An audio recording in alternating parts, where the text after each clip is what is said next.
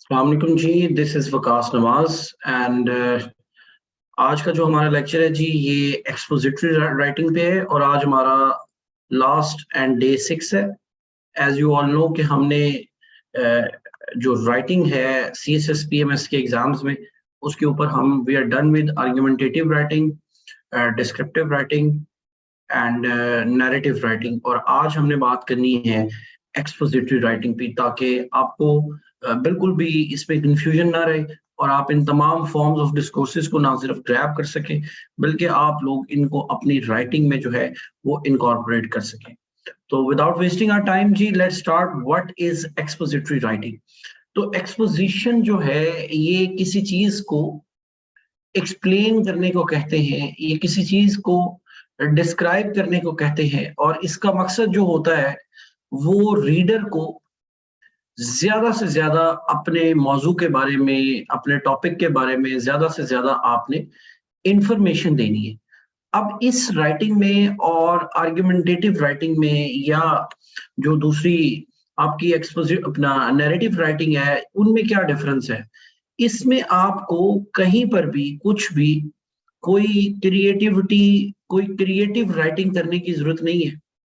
आपके पास जितना अच्छा कंटेंट होगा ना किसी भी टॉपिक के ऊपर किसी भी, तो इसमें हमने ज्यादा से ज्यादा जो है अपने रीडर को इंफॉर्मेशन देनी है और इसमें हमने जो कंटेंट तैयार किया होता है उसको हमने ज्यादा से ज्यादा जो है वो अगले बंदे तक पहुंचाना है।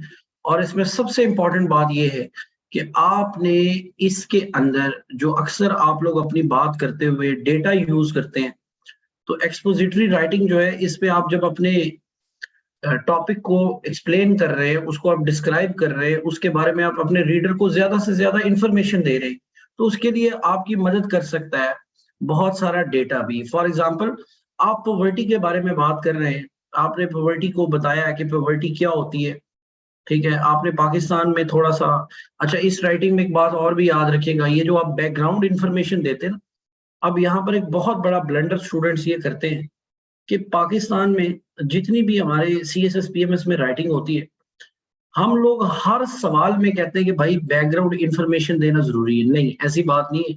जब आपको किसी टॉपिक को डिस्क्राइब करने को कहा गया है, एक्सप्लेन करने को किया गया है या एक्सपोजिटरी राइटिंग कर रहे हैं आप, तो फिर आप उस चीज का जो है वो बैकग्राउंड जो है वो भी दे सकते हैं, ठीक है। और इसमें जो आपकी ये जो इंफॉर्मेशन है, ये सारी इंफॉर्मेशन एक लॉजिकल जो है वो सीक्वेंस में होनी चाहिए, एक लॉजिकली क्राफ्टेड होनी चाहिए। ये नहीं है कि आपने एक पैराग्राफ शुरू किया है तो आप एक लाइन में उसकी हिस्ट्री बता रहे हैं, अगले लाइन में उसका इम्पैक्ट बता रहे हैं और एक ही लाइन में आप उसके फिर कॉज बताना शुरू हो गए, फिर आप उसको डिफाइन करना शुरू हो गए। ऐसे नहीं है। बिल्कुल एक चीज जो है उसको लॉजिकली लेकर चलें। पहले आप उसको इंट्रोड्यूस कराएं कि आप किसके बारे में बात कर रहे हैं, फिर आप उसकी एक्सप्लेनेशन दें, थोड़ा उसको ओपन अप करें, उसको और फर्दर उसको डिग डीप करें और अपना जो उसके ऊपर क्वालिटी कंटेंट है वो पेश करें। और कहीं पर आपको लगता है कि इन सारी बातें करने के लिए हमें कोई डेटा रिक्वायर है, तो आप अपना डेटा जो है वो भी बयान कर सकते हैं। जैसे कि मैं पॉवर्टी की बात कर रहा था, क्या आप यहाँ बता सकते हैं कि अकॉर्डिंग टू फला इंडेक्स पाकिस्तान में जी इतनी पॉवर्टी है, साउथ एशिया में इतनी पॉवर्टी है, ठीक है, यूरोप में इतनी है, ओवरऑल लोग ये कर रहे हैं। तो डेटा जो actually helps you to describe और explain your information to your reader. अच्छा जी, अब ना कुछ डिवाइसेस की बात करने लगा हूं मैं कि कौन कौन सी वो पॉपुलर डिवाइसेस हैं जो आप आर्ग्यूमेंट अपना एक्सपोजिटरी राइटिंग में जो है वो यूज कर सकते हैं। तो आप में से बहुत सारे जो स्टूडेंट्स हैं वो फेमिलियर हैं कि हम लोग कंपेयर एंड कंट्रास्ट जो है ना, ये एक अप्रोच यूज करते रहते हैं। बाज़ औक़ात हमें पॉलिटिकल साइंस में या मुख्तलिफ सवालों में एग्जामिनर डायरेक्टली पूछता है कि आप कंपेयर करें या अपनी बात को कंट्रास्ट करें दूसरों के साथ। तो इस सूरत में तो हमें करना ही पड़ता है ना कंपेयर एंड कंट्रास्ट। लेकिन whenever you try to write expository writing ना, तो फिर आपके पास एक ये डिवाइस है, इसको आप यूज कर सकते हैं कि यानी कि आप अपनी जो बात है, ठीक है, पाकिस्तान पर आप कोई बात कर रहे हो, आप अपना कोई आइडिया को थीसिस लेकर चल रहे हैं पाकिस्तान के हवाले से, तो आप उसमें देखें कि क्या उसमें आप उसको इंडिया के साथ लेके चल सकते हैं, क्या आप उसको कहीं बांग्लादेश के साथ अटैच कर सकते हैं, क्या उसका कोई रिलेशन जो है वो कोई अफगानिस्तान के साथ बन सकता है। तो आप चीजों को कंपेयर एंड कंट्रास्ट में देखते हैं कि चीजों में सिमिलैरिटीज क्या हैं, डिफरेंसेस क्या हैं, और इस तरह चीज को इवेलुएट करना भी क्या हो जाता है, आसान हो जाता है। ये जी सबसे अहम बात मैं ये करना चाहता हूँ। पाकिस्तान में अनफॉर्चुनेटली जितनी भी हमारे यहाँ प्रैक्टिस हो रही है CSSPMS के ऐसे की, 90% जो स्टूडेंट्स हैं वो या जितनी भी कोचिंग है वो सारी की सारी बच्चों को काज एंड इफेक्ट के ऊपर जो है वो एसेस जो है वो कराए जाते हैं, जिसमें आप कोई भी इशू लेते हैं और उसकी कॉजेज लिखते हैं, उसके इम्पैक्ट्स लिखते हैं, ठीक है, और फिर उसके जो है वो आप सॉल्यूशंस देते हैं। This is the most popular जो आपकी राइटिंग का स्टाइल है वो ये है। तो आप सब लोगों को अब आइडिया हो जाना चाहिए कि ये काज एंड इफेक्ट एक्सपोजिटरी राइटिंग के अंदर भी सिर्फ एक पार्ट है। Cause and effect is not all about expository writing. As expository writing involves so many other things. ठीक है, तो बाकी जो तीन आपके डिस्कोर्सेज हैं, आर्ग्यूमेंटेशन, नरेशन, डिस्क्रिप्शन, उनकी तो आप बात ही छोड़ दें। स्टूडेंट्स जो हैं वो लार्जली अपनी जो एसेज होते हैं वो काज एंड इफेक्ट के ऊपर प्रैक्टिस करते हैं। तो काज एंड इफेक्ट जो है is also part of the expository writing. कि आपने कोई भी चीज, कोई प्रॉब्लम, आपको ये जिस तरह से हम बात करेंगे कि आपने एक प्रॉब्लम ली है कि पाकिस्तान के लिए जो है जी डेट ट्रैप जो है, ठीक है, ये डेट जो है ये पाकिस्तान का इशू है, टेररिज्म पाकिस्तान का कोई इशू है। तो आप you try to find out the problem कि what is actually wrong with the date. तो जब आप प्रॉब्लम सोल्यूशन स्टेटमेंट करते हैं तो इसका मतलब है कहीं ना कहीं आपको उसके पीछे, खराबी के पीछे वजूहात भी ढूंढनी पड़ती हैं, फिर उस खराबी के असरात भी देखने पड़ते हैं, और कहीं ना कहीं उसका फिर सोल्यूशन भी प्रेजेंट करना पड़ता है। तो ये जो प्रॉब्लम सोल्यूशन स्टेटमेंट्स होती है, जिनमें आपसे कहा जाता है कि ये एक प्रॉब्लम है और आपने इसका क्या देना है, सोल्यूशन देना है, तो ये जो राइटिंग है ये भी इन्वॉल्व करती है जी एक्सपोजिटरी राइटिंग में।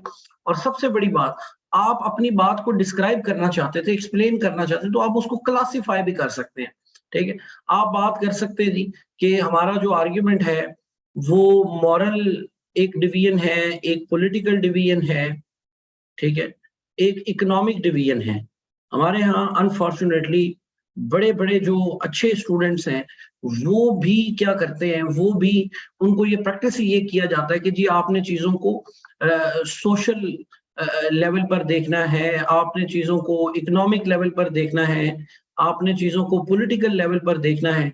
ये सब चीजें ठीक हैं, लेकिन जब आप किसी चीज को जाने बगैर उसको कर रहे होते हैं, यानी कि जब भी आप ये काम करें ना कि आप कैटेगरीज बनाएं, क्लासिफिकेशन करें कि एक चीज जैसे पॉवर्टी है तो आप बताएं जिसकी सोशल कॉजेज क्या हैं, इकोनॉमिक कॉजेज क्या हैं, पॉलिटिकल कॉजेज क्या हैं।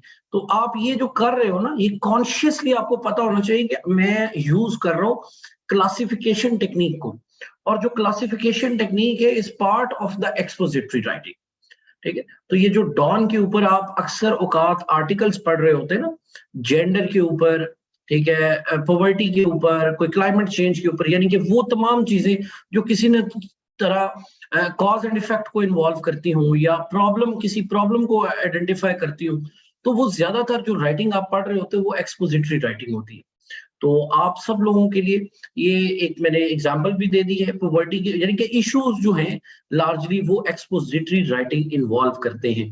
तो आप सबको बड़ी अच्छी तरह पता है, Pak affair, current affair, pol science, sociology, there are so many dimensions in CSS. Even your 1 or 2 or 3 essays, they involve problems. तो जहां प्रॉब्लम्स इन्वॉल्व है वहां पर फिर आपकी गाइडेंस जो है वो that must come from your expository basis. तो आप सब लोगों को यही मेरा सजेशन है कि आप लोग जो है वो जब भी राइटिंग करें आप इन फॉर्म्स ऑफ डिस्कोर्सेस को अपने सामने, जब भी आप रीडिंग करें तो आप इन फॉर्म्स ऑफ डिस्कोर्सेस को सामने रखें। यकीन कीजिए आपको बहुत सारी जो आपकी अननेसेसरी गाइडेंस है वो खत्म हो जाएगी और उसकी जगह पर आके आपको बहुत ही अच्छी जो चीजें हैं वो करने को, देखने को मिलेंगी। और आपकी राइटिंग पे थोड़ा वक्त लगेगा, इसमें कोई शक नहीं है, लेकिन फिर आप एक सेल्फ राइटिंग के, क्रिएटिव राइटिंग के जो है ना वो आप मास्टर हो जाएंगे। और फिर आप ये दुआ नहीं किया करेंगे कि ये वाला ऐसे आ जाए, ये आ जाए। जब आपको ग्रामर आपकी ठीक है, सेंटेंस स्ट्रक्चर आपका ठीक है और आप मल्टीपल वैरायटीज के सेंटेंसेस बनाना जानते हैं, ठीक है, तो फिर मेरा ख्याल है पीछे बचती है सेल्फ राइटिंग। तो फिर कोई भी मौजू, 10 मौजू आपको आते हैं, 10 एसेज होते, उसमें से कोई भी एक ऐसे जो है वो जो भी आपकी डोमेन का होगा या जिस पर आपको थोड़ी सी भी कमांड अच्छी होगी, तो फिर ये सेल्फ राइटिंग जो है ये और आपका कंटेंट, ये दो चीजें जो है ये आपको कॉन्फिडेंस देंगी और आप एक अच्छा ऐसे जो है ना वो कॉन्शियस ऐसे लिख पाएंगे। और फिर आप फेल होंगे तो आपको पता होगा कि आपने कहाँ गलती की है, आप पास होंगे तो आपको पता होगा कि आपने कहाँ से अच्छी चीजें की हैं और आप पास हुए हैं। तो फिर आप जो है एक बेहतर जो है वो एक विजन और अंडरस्टैंडिंग देकर तो सीएसएस की फील्ड में चल सकते हैं। अदरवाइज हमारे यहाँ 3 अटेम्प्ट्स स्टूडेंट्स दे देते हैं और बाज़ औक़ात मेजॉरिटी बच्चों का ऐसे फेल होता है, तो वो बेचारे जो हैं वो यही नहीं सारी ज़िंदगी समझ पाते कि हम फेल क्यों हुए, और जो पास कर जाते हैं, बाज़ औक़ात उनको भी नहीं पता होता कि कौन-सी चीज़ ने उसको क्रेडिट दिया है, कौन-सी चीज़ों पर वो पास हुए, ठीक है? तो आई एम श्योर कि आप लोगों को ये वर्कशॉप जो है इसने कुछ आउट ऑफ द बॉक्स दिया होगा, ठीक है? जो पॉपुलर ट्रेंड्स हैं, ठीक है? उनसे हट के कुछ ना कुछ आपको दिया होगा। तो अपना ख्याल रखिए और प्लीज़ अगर आपको ये वीडियोज़ या कंटेंट हमारा पसंद आया, तो आप इसको शेयर भी कीजिए, लाइक भी कीजिए और कमेंट सेक्शन में अपना जो फीडबैक है, वो ज़रूर दीजिएगा। थैंक यू सो मच, अपना ख्याल रखिए। थैंक यू जी, अल्लाह हाफ़िज़।